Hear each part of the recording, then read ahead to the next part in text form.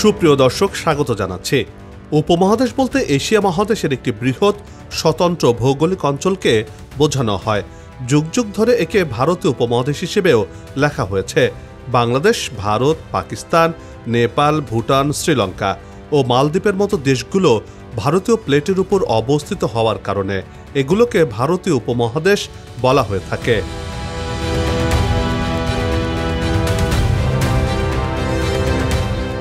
এই দেশগুলো আঞ্চলিক সহযোগিতায় একটা সময়ে সার্ক গঠন করেছিল, কিন্তু সেটি বর্তমানে কার্যত বন্ধ রয়েছে। এমন পরিস্থিতিতে এবার নতুন জোট গঠনের প্রস্তাব দিয়েছে পাকিস্তান। প্রশ্ন হচ্ছে, কি সেই জোট? এই জোটে কোন কোন অঞ্চল বা দেশ যুক্ত হবে? ভারত কি যোগ দেবে এতে? এই জোটের পরিণতি কি হতে পারে ভারতের জন্য? ভারত কি পারবে 3 দিক থেকে আসা চাপকে সামাল দিতে?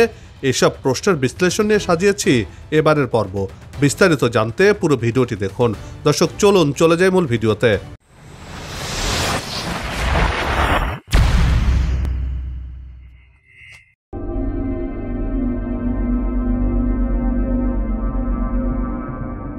উত্তরে হিমালয় পর্বত, পশ্চিমে হিন্দু কুশ ও পূর্বে আরাকানি পর্বতমালা, দক্ষিণে ভারত মহাসাগর। এর মধ্যকার অঞ্চলটির ভৌগোলিক পরিচিতি দক্ষিণ এশিয়া হিসেবে। যুগ যুগ ধরে একে ভারতীয় উপমহাদেশ হিসেবেও লেখা হয়েছে। আনুমানিক প্রায় 5.5 কোটি বছর আগে ইউরেশিয়া প্লেটের সঙ্গে উত্তরমুখী ইন্ডিয়ান প্লেটের সঙ্গে সংঘর্ষের মধ্য দিয়ে এশিয়ার অংশ হয় এই ভূখণ্ডটি। বর্তমানে মূল ভূখণ্ডে অঞ্চলটি বিভক্ত হয়েছে 5টি দেশ: বাংলাদেশ, ভারত, পাকিস্তান, নেপাল ও ভুটান। এর বাইরে দ্বীপ দেশ শ্রীলঙ্কা ও মালদ্বীপও ভারতীয় উপমহাদেশের অন্তর্ভুক্ত। তবে ভারত ছাড়া অন্য 6 দেশের মানুষের মধ্যেই এ অঞ্চলকে ভারতীয় উপমহাদেশ হিসেবে উল্লেখ করার ক্ষেত্রে কম বেশি অস্বস্তি দেখা যায়। এ অস্বস্তি খুব বেশি দিনের পুরনো নয়, মাত্র কয়েক দশকের। এর কারণটাও সম্পূর্ণ রাজনৈতিক।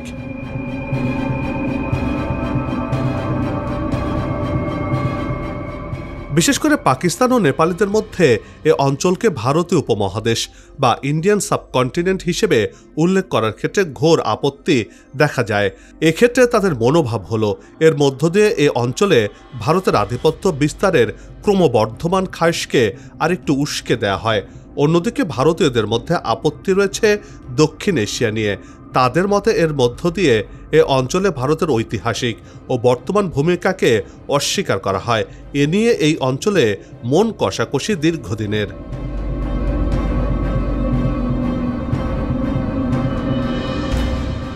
মানচিত্রে 4টি প্রতিবেশী দেশ: চীন, পাকিস্তান, ভারত আর বাংলাদেশ।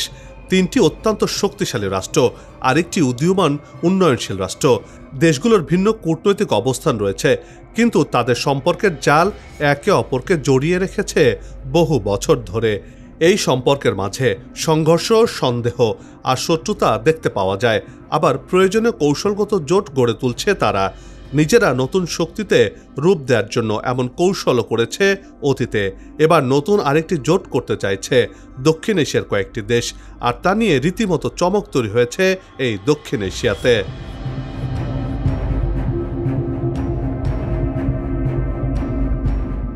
এবার ভারতকে বাদ দিয়ে ত্রিপক্ষীয় একটি জোট গঠিত হতে যাচ্ছে।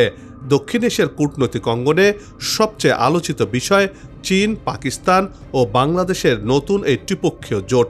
দক্ষিণ এশিয়ায় ভারতের প্রভাব কমিয়ে একটি নতুন আঞ্চলিক জোট গঠনের উদ্যোগ নিয়েছে পাকিস্তান। দেশটির উপপ্রধানমন্ত্রী ও পররাষ্ট্রমন্ত্রী ইসাক দার জানিয়েছেন, বাংলাদেশ, চীন ও পাকিস্তানের মধ্যে গড়ে ওঠা সাম্প্রতিক ত্রিপক্ষীয় সহযোগিতা আগামীতে আরও কিছু দেশকে যুক্ত করে সম্প্রসারিত করা যেতে পারে। সম্প্রতি পাকিস্তানের পররাষ্ট্রমন্ত্রী ইসাক দার বলেছেন, এক পক্ষের সব সুবিধা নেয়ার যুগ শেষ হয়েছে। মুখোমুখি দাঁড়ানো নয়, সহযোগিতা হোক আসল পথ। এর মাধ্যমে এক পক্ষের সুবিধা বলতে ভারতকে ইঙ্গিত করেছেন পাকিস্তানের মন্ত্রী।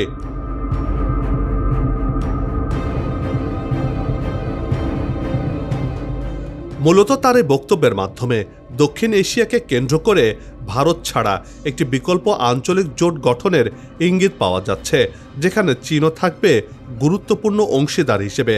বর্তমান বাস্তবতায় দক্ষিণ এশীয় আঞ্চলিক সহযোগিতা সংস্থা সার্ক কার্যত অচল হয়ে পড়েছে। এর পেছনে বড় কারণ হিসেবে উঠে এসেছে ভারতের সঙ্গে পাকিস্তানের দীর্ঘদিনের শীতল ও বৈরী সম্পর্ক। গেল জুন মাসে চীন, পাকিস্তান ও বাংলাদেশের কূটনীতিকরা একটি ত্রিপক্ষীয় বৈঠকে মিলিত হন। সেখানে আঞ্চলিক স্থিতিশীলতা, অর্থনৈতিক উন্নয়ন ও জনগণের জীবনমান উন্নয়নের বিষয়গুলো নিয়ে আলোচনা হয়। যদিও তখন 3 দেশই বলেছিল এই উদ্যোগ কোনো তৃতীয় পক্ষের বিরুদ্ধে নয়।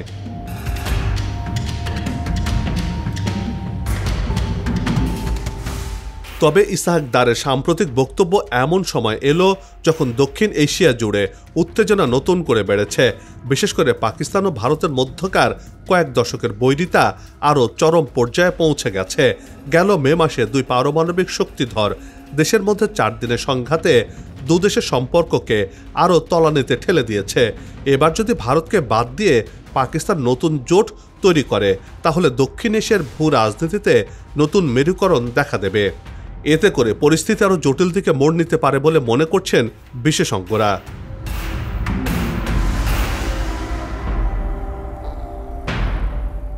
বাংলাদেশ ও ভারতের সম্পর্ক সাম্প্রতিক সময়ে মারাত্মক অবনতির মধ্যে পড়েছে। 2024 সালের আগস্টে বাংলাদেশের সাবেক প্রধানমন্ত্রী শেখ হাসিনা গণ অভ্যুত্থানের ক্ষমতাচ্যুত হওয়ার পর ভারতে আশ্রয় নেন। এখনও তাকে বাংলাদেশে ফেরত পাঠায়নি নয়াদিল্লি। সবশেষ নভেম্বরে বাংলাদেশের আন্তর্জাতিক অপরাধ ট্রাইব্যুনাল শেখ হাসিনাকে মানবতা বিরোধী অপরাধে দোষী সাব্যস্ত করে মৃত্যুদণ্ড দেন। এই ঘটনাকে কেন্দ্র করে ঢাকা নয়াদিল্লির সম্পর্কে আরও ভাটা পড়েছে।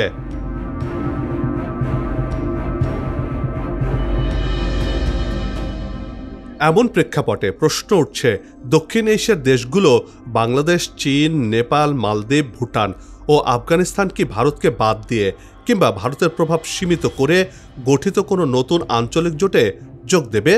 সেই প্রশ্নের উত্তর হয়তো সময়ের উপর ছেড়ে দিতে হবে। তবে বিশ্লেষকরা বলছেন, বর্তমানে বাংলাদেশের সাথে ভারতের যে বৈরী সম্পর্ক বিরাজ করছে তা যদি দীর্ঘ হয়, তাহলে বাংলাদেশ নতুন করে সেই জোটে যোগ দিতে পারে। আর সেই জোট এই অঞ্চলের অর্থনীতিতে কী ধরনের প্রভাব ফেলবে বা ভারতের উপর কতটা নেতিবাচক প্রভাব ফেলবে সেটি সময়ই বলে দেবে।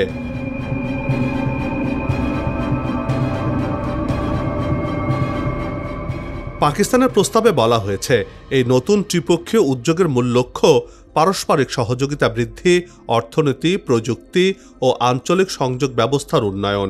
ইসলামাবাদ চায় এই মডেলটি অন্য দেশ ও অঞ্চলও অনুসরণ করুক। পাকিস্তানের উপপ্রধানমন্ত্রী ও পররাষ্ট্রমন্ত্রী ইসহাক দার বলেছেন, বাংলাদেশ ও চীনের সাথে ত্রিপক্ষীয় উদ্যোগের লক্ষ্য হল অভিন্ন স্বার্থের ক্ষেত্রে পারস্পরিক সহযোগিতা জোরদার করা।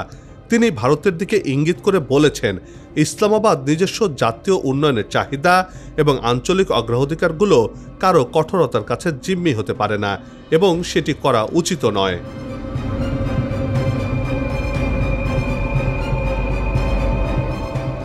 পাকিস্তানের উপপ্রধানমন্ত্রী এও জানান, পাকিস্তান এমন একটি দক্ষিণ এশিয়ার স্বপ্ন দেখে যেখানে বিভাজনের পরিবর্তে সংযোগ ও সহযোগিতা আসবে, অর্থনীতির বিকাশ ঘটবে, আন্তর্জাতিক বৈধতা অনুসারে শান্তিপূর্ণভাবে বিরোধগুলো সমাধান করা হবে, যেখানে মর্যাদা ও সম্মানের সাথে শান্তি বজায় থাকবে। আর এসব বিষয়গুলো ভারত কখনোই গ্রহণ করতে চায় না। ভারত তাদের নিজেদের স্বার্থের বাইরে প্রতিবেশী বা অন্যের মঙ্গল কামনা করে না বলেই প্রস্তাবিত জোটে ইন্ডিয়াকে রাখা হয়নি। তবে পাকিস্তানি বুদ্ধিজীবীরা একে অকার্যকর উল্লেখ করে উচ্চাকাঙ্ক্ষী সিদ্ধান্ত বলে মনে করছে।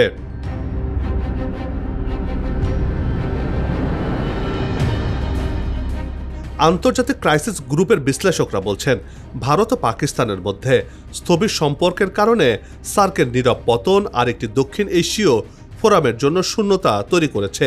ভারত বাংলাদেশের অবনতিশীল সম্পর্ক এবং পাকিস্তানের সাথে সম্পর্কের উন্নতির ফলে চীনের সাথে ত্রিপক্ষীয় সহযোগিতার পথ প্রশস্ত হয়েছে।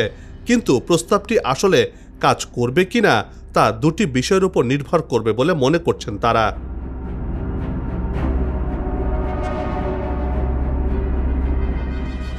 দেশগুলো ছোট ও সুনির্দিষ্ট ইস্যু ভিত্তিক জোটে বাস্তব উপযোগিতা খুঁজে পায় কিনা এবং এতে অংশগ্রহণ করলে ভারতের সঙ্গে রাজনৈতিকভাবে কোনো নেতিবাচক মূল্য দিতে হবে কি না সেই বিষয়টি ভেবে দেখতে হবে। বিশ্লেষকদের মতে পাকিস্তানের প্রস্তাবিত আঞ্চলিক জোট গঠনের উদ্যোগে বেশ কয়েকটি দক্ষিণ এশীয় দেশ আংশিক আগ্রহ দেখাতে পারে। এর মধ্যে অন্যতম শ্রীলঙ্কা, নেপাল, মালদ্বীপ এবং ভুটান।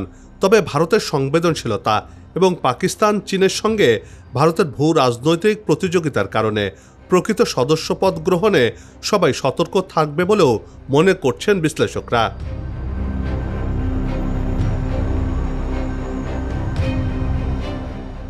পাকিস্তান এখন চীনের সঙ্গে গভীর সম্পর্ক বজায় রেখে চলেছে। অন্যদিকে যুক্তরাষ্ট্র আর উপসাগরীয় দেশগুলোর সঙ্গেও সম্পর্ক জোরদার করেছে দেশটি। দুই কূলেই যেন নৌকা রয়েছে ইসলামাবাদের, আর এটাই পাকিস্তানের জন্য নতুন আত্মবিশ্বাস তৈরি করেছে। দক্ষিণ এশিয়ার রাজনীতি এখন দাবার ছকের মতো, কেউ এক ঘর এগোয়, কেউ দুই ঘর পিছায়। বিশ্লেষকরা বলছেন দক্ষিণ এশিয়ার অন্য দেশগুলো পাকিস্তানের উদ্যোগে আগ্রহ দেখালেও তারা আনুষ্ঠানিকভাবে এতে যুক্ত হওয়ার সম্ভাবনা সীমিত রয়েছে। পাকিস্তানের প্রস্তাব সফল হলে ভারত ও বাংলাদেশের মধ্যকার সম্পর্ক আরও খারাপ হবে। একই সঙ্গে ভারত চীনের প্রতিযোগিতাও বাড়বে বলে মনে করছেন বিশ্লেষকরা।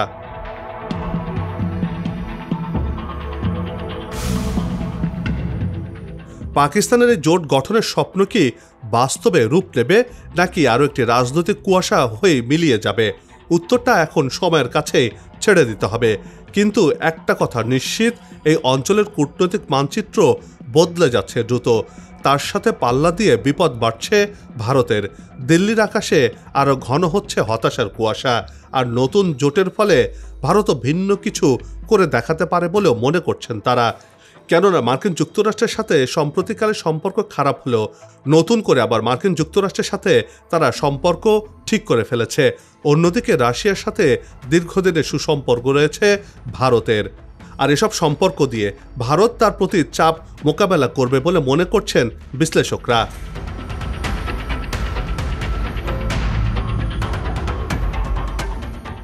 সব অঞ্চল হোক নিরাপদ, সবার জীবন হোক নিরাপদ, এমন প্রত্যাশা রেখে পর্ব থেকে বিদায় নিচ্ছি। তবে যাবার আগে সে একই অনুরোধ, যেখানে সেখানে ময়লা আবর্জনা ফেলবেন না, পরিবেশের ক্ষতি করবেন না, অযথা হর্ন বাজাবেন না। আপনার দেশের সৌন্দর্য রক্ষায় পোস্টার লাগানো থেকে বিরত থাকুন। যদি চ্যানেলটিতে নতুন হয়ে থাকেন, ভিডিওটি ভালো লাগে, তাহলে চ্যানেলটি সাবস্ক্রাইব করে ভালোবাসায় আবদ্ধ করবেন। ভালো লাগা না লাগার বিষয়টি কমেন্টে লিখে জানাবেন। কি ধরনের ভিডিও দেখতে চান তাও জানানোর অনুরোধ রইল। আবারও হাজির হব নতুন কোনো খবর আর তার বিশ্লেষণ নিয়ে। নিজে ভালো থাকুন, দেশকে ভালো রাখুন, আমাদের সাথেই থাকুন। ধন্যবাদ।